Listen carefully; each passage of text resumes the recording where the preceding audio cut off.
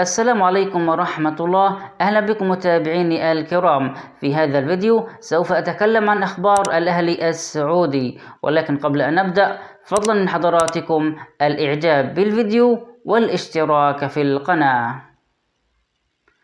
يلتقي فريق الأهلي مع فريق جدة يوم الأربعاء المقبل بحول الله تعالى، وذلك ضمن منافسات الجولة 23 من دوري يلو لأندية الدرجة الأولى السعودي. الأهلي صاحب المركز الثاني برصيد 46 نقطة، أما فريق جدة صاحب المركز الثامن برصيد 29 نقطة.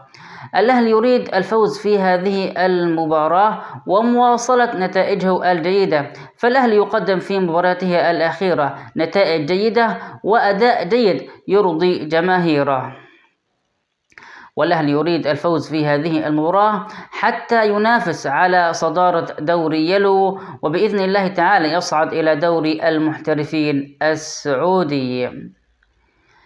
يوم السبت شهدت تدريبات الأهلي السعودي عودة اللاعب علي الأسمري بعد أن اكتمل تجهيزاته اللياقية والبدنية وبعدما اكتمل التأهيل الطبي.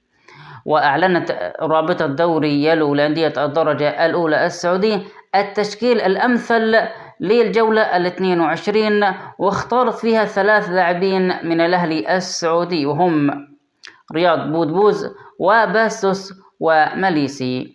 إذا أعجبك هذا الفيديو لا تنسى الاشتراك في القناة وتفعيل زر الجرس حتى يصلك منا كل جديد، والسلام عليكم ورحمة الله.